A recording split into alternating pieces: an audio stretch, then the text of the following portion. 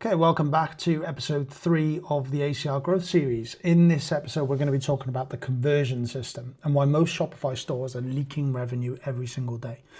There's 8 structural failure points, and I'm going to cover off each of those and essentially discover what each of those costs per month. So let's jump straight into it. Now, first of all, I just want to address the benchmark problem. Now, the average Shopify conversion rate is a hot topic, and there's lots of different kind of theories around what the right kind of conversion rate is. And yes, this does change by what type of product you sell, what industry you're in. For example, beauty might be different to fashion.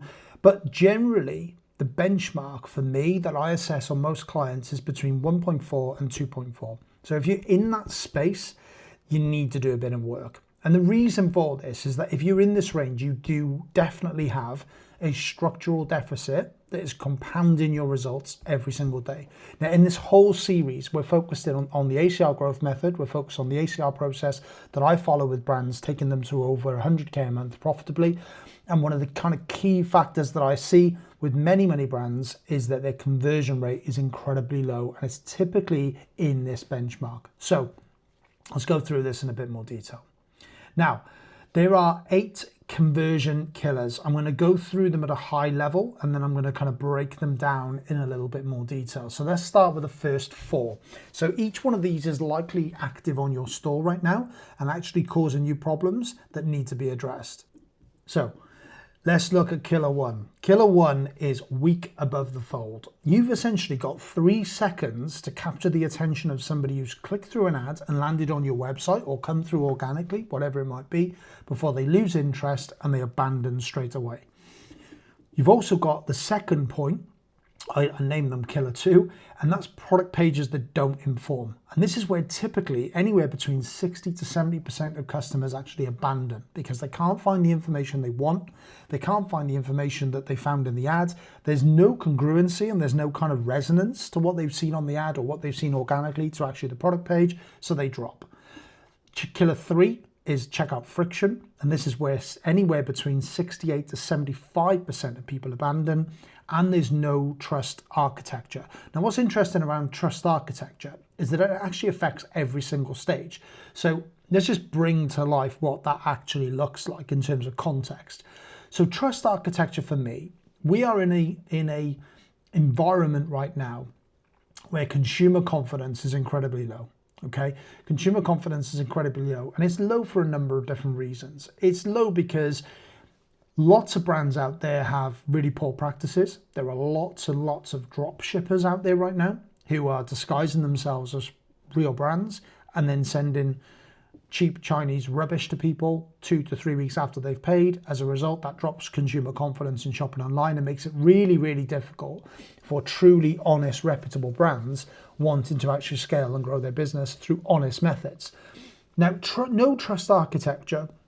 What does that look like? So if somebody came to me and said, Ben, I think I've got a trust architecture problem. I mean, that would be a really weird thing if they said that, but let's just go with it. If they said, I've got no trust architecture on my business, how can I do that? Really, really simple. This is visual social reviews.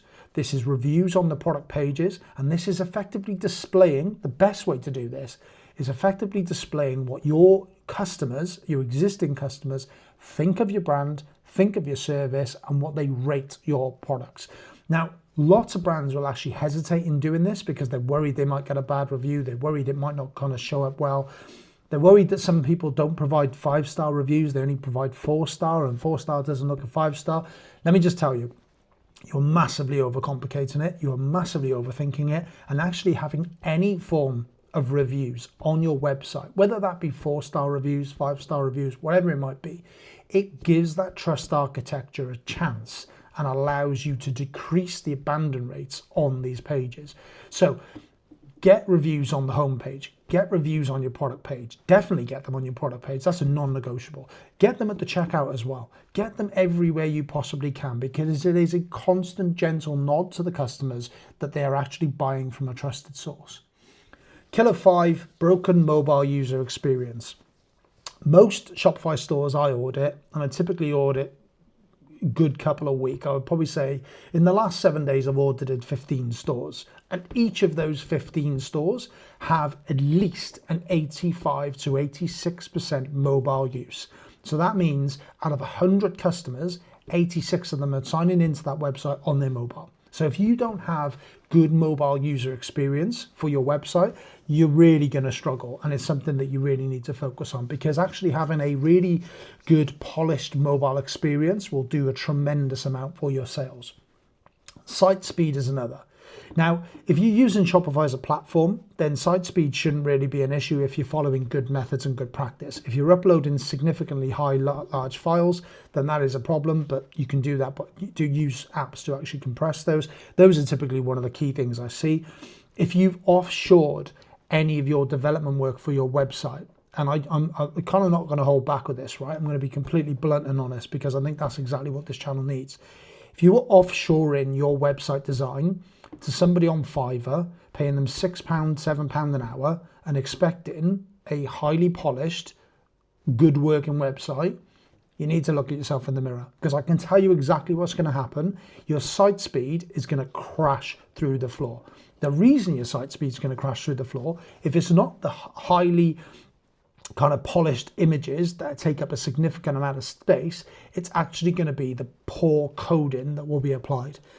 If I could tell you the amount of websites I have audited and the site speed's been an issue, and when I dig deeper and look at the actual coding on the website, it is horrendous. And it's horrendous because the brand owner has typically looked at a task, and don't get me wrong, I've no issue with this whatsoever. They've looked at a task that they know they can't complete. They've offshored it to somebody who's provided a level of service. They've gone cheap and they've got a terrible outcome. So site speed's a killer.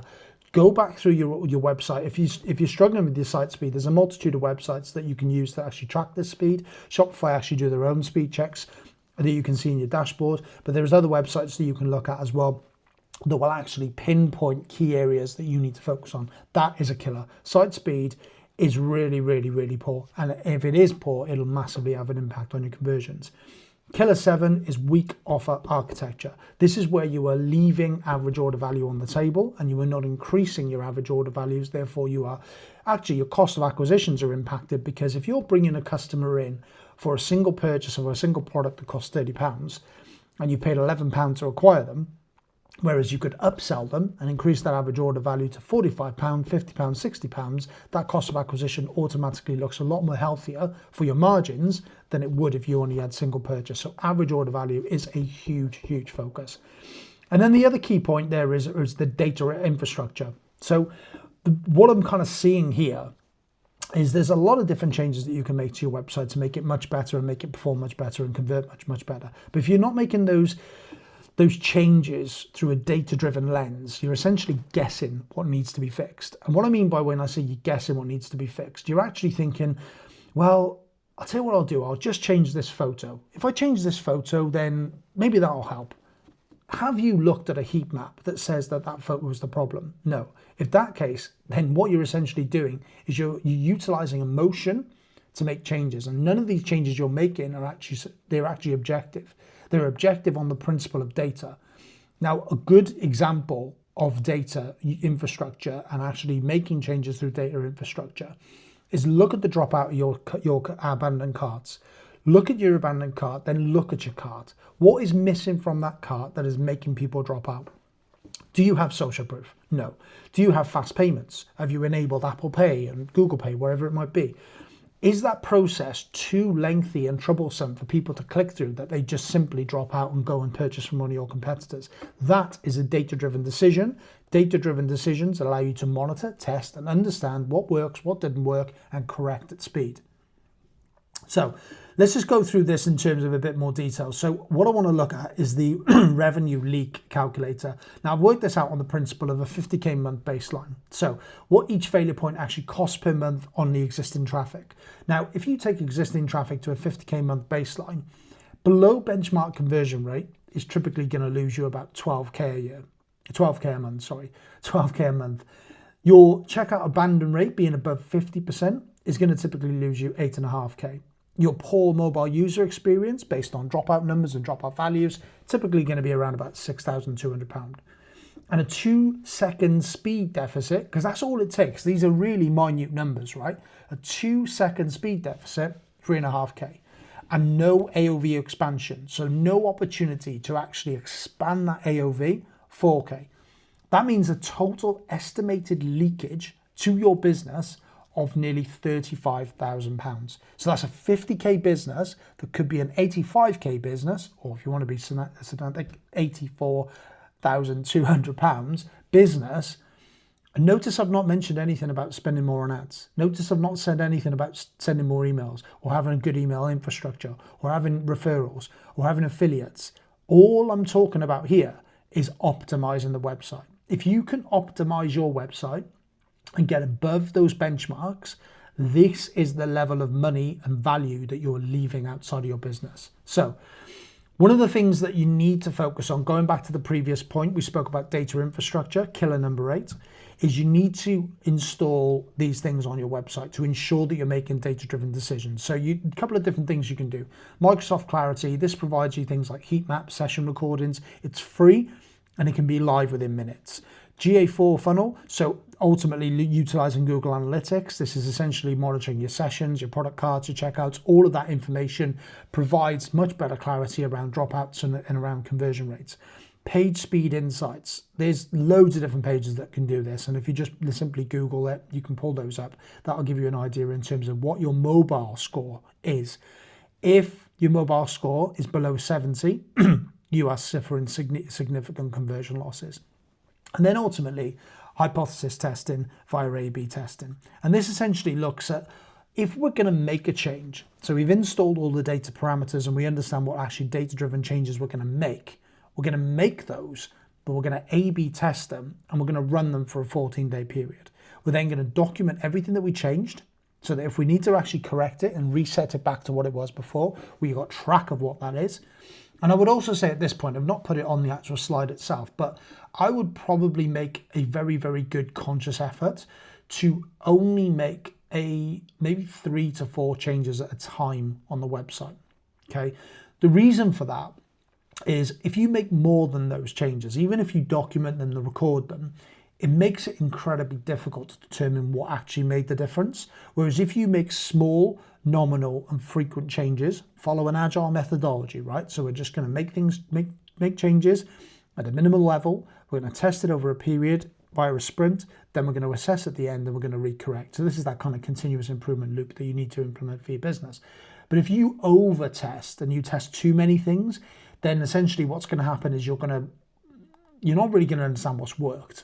And the fear there, and the biggest kind of issue that you'll probably have, is because you don't understand what's worked and you don't understand the changes made, what typically will happen is you'll correct something that's working and reset performance. So test small, utilize hypothesis testing, A/B test over a period of 14 days. Only changes you make are data-driven. You'll be in a good space.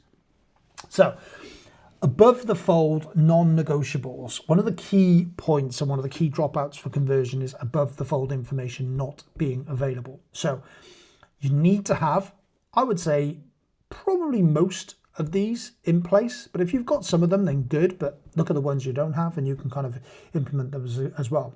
So benefit-led product titles. Nobody cares that it's a green shirt because I can go and buy a green shirt anywhere. Nobody cares, right? Let's just be completely honest. What you need to have is a benefit-led product title. So if you're selling a green shirt, now that I've landed on that example, what makes it different? Is it kind of a certain fabric? Is it a certain color? Is it a certain kind of cut, style? Whatever it might be, benefit-led product titles make a massive, massive difference. That was a terrible example of green shirt, but run with me. Price with visible savings. If you are running a form of discount on the website, always show the before price and the after price, because you do not want your customers needing to do maths on the website whilst they're there. It's another reason to drop out, and I see this all the time. If you're just displaying get 10% or 15% off this £30 jacket, your customers simply cannot be bothered to work out whether they're saving £3, £4. By that point, they're already jumping to somewhere else. Make it visible, make it clear, make it as visible as you can. The third point, star rating and review count. We spoke about this earlier in the video. This is incredibly important. If you have got reviews for your store, you might have 10 reviews, 15 reviews, 20 reviews, 100 reviews, 10,000 reviews. No matter how many you've got, display them, okay?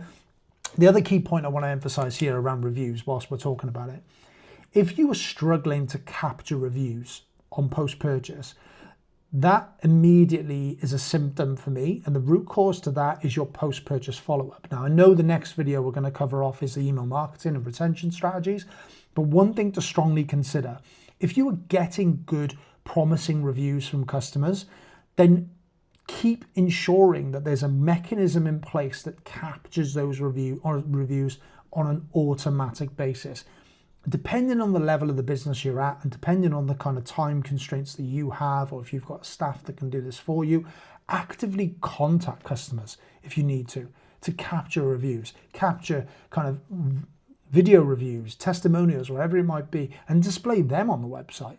Just try and capture as many reviews and star ratings as you can, because it is incredibly important. Add to cart, it needs to be clear and prominent, very, very obvious, but some brands don't do it. Returns policy and trust badges. Now, I see a lot of brands who are very, very reluctant to apply or actually evidence return policy on their website. You're not kidding anybody. If you think that having a returns policy visible means the customers are going to return, then that's the wrong mindset to have. What you actually need to think of is, if I don't display a returns policy and show that we actually provide returns, this customer's not going to purchase in the first place. If you've got enough faith in your product, you won't have the mindset of, if we display returns, they're going to send it back. Trust me, you need the trust badges and you need the returns policy. Now, below the fold, this is now the piece below the fold on a mobile. They've seen the product, they've seen the reviews, they've got add to cart really, really clear, review count, trust badges, all this really, really good stuff that really, to be completely honest, at this point, they're ready to go forward to the cart. If all of these are done really, really well, 1 to 5, they're going through and they're purchasing. Very, very few will still stick around to go below the fold. But if they do go below the fold, these are the key points that you need to have. Benefit-led descriptions. Again, going back to the green shirt example, because I've sent myself down this path, nobody cares that it's a cotton shirt. Nobody cares that it fits all people. Nobody cares that it's available in 2 colors of green. What they want to know is what sets that shirt apart, okay? It's perfect to be worn day and night. It has a fabric that actually doesn't show any sweat patches. It has a fabric that provides comfort for those with soft skin, sensitive skin. These are benefit-led descriptors that make people purchase. Now, the best way to write these benefit-led descriptors is to have a really clear understanding of your ideal customer profile, then break out what that ideal customer profile looks like in terms of what their insight diversification is. So why would people be buying a green shirt, or any shirt for that matter? Are they using it for work? Are they using it for a night out? Now, there's 2 different cases for why somebody would buy that. Therefore, there's 2 different benefit-led descriptors that you need to include in that product. Think about this from a different standpoint. Try and attract as many of those ICPs as possible to that benefit-led description so that you're selling to as many of your ICP as possible. Now, the other point now, we've got the star rating and review count above the fold, but what we don't have above the fold is the actual detailed customer reviews. And this is really important. If you have got customer reviews with content, and what I mean by content is photos, videos, whatever it might be, they need to be on the product page, but they need to be below the fold. If they're below the fold, what you've essentially got, if you think about the customer journey, now most customers, if you above the fold is really, really good. So benefit-led product title, price for visible savings, star rating and review count, really clear add to cart, really good returns policy and trust badges. Most of them are clicking through to the cart at this point, but the ones that stick around are the ones that still need that little bit of convincing. So a benefit-led description will really, really help. But what will really help as well is the actual customer reviews with the actual photos that we want. Now, the actual customer-led reviews with photos, really, really important. The other key point here is the objection handling FAQs and the bundles and AOV expansion. If you have an opportunity at the product page to actually get them to add similar products or a complementary product, Let's say, for example, you're selling jeans and you have a complimentary belt, those types of things, whatever it might be. If you're selling beauty and you've got makeup and you've got a brush that you can add for like £3, whatever it might be, get that in there as well. Try to make the upsells relevant to the product they're buying. Some really poor practice I see, customers selling, let's say, for example, they're selling jeans and then the upsell product is joggers. Well, I'm buying joggers. If I was buying like, it makes no sense, right? However, if you're selling jeans where there's a top that goes with it and shoes that go with it, then really, really good. That's a really good example. Now, what this actually looks like in practice, in terms of those kind of 5 vectors simultaneously working and being in play for your business, is you're increasing your conversion. Let's say you take that conversion from 1.6 to 2.8. Then you increase that average order value by £10. Your cart abandonment recovery goes up 12%, and you improve your load speed by 1.6 seconds, and your mobile conversion parity is improved as well. Your total additional monthly revenue on a 50k a month business could be upwards of 33k. Now, this will be different depending on different businesses, but what I'm trying to evidence here is that with the same traffic and the same ad spend, the efficiency is going to be the only variable for your business. Now, if you look at your ROAS before, you're going to be on 2.4. Afterwards, you're going to be on 6.5. And this is not necessarily because the ads have actually changed here. It's because the actual system that the ads are being fed into is actually working. And it's just a symbol of the fact that you do not need more traffic. The traffic you have is probably enough already, but you're just not converting that traffic at the right level that you should be. So, looking at the kind of CRO as not being a project. It's not a project, it's a perpetual loop, right? It's a system that you keep implementing and you keep moving forward. You need to identify the highest abandonment point in your funnel. You then need to form testable hypothesis of what you can do and what you can change. Going back to what I said earlier, do not change too much too soon. Just change what minimal numbers you can, but track those changes. Run an A/B test for a 14-day period. Implement your winners, document what you're doing, and repeat the process. It's a really simple 4-step process. I use this all the time. It's really, really logical, and it works as well. So that is it for this video. Covered off a lot of detail around the kind of conversion rate optimization. I hope you found the video useful. The next video I'm doing is going to be going into a little bit more detail on retention. Hope to see you then.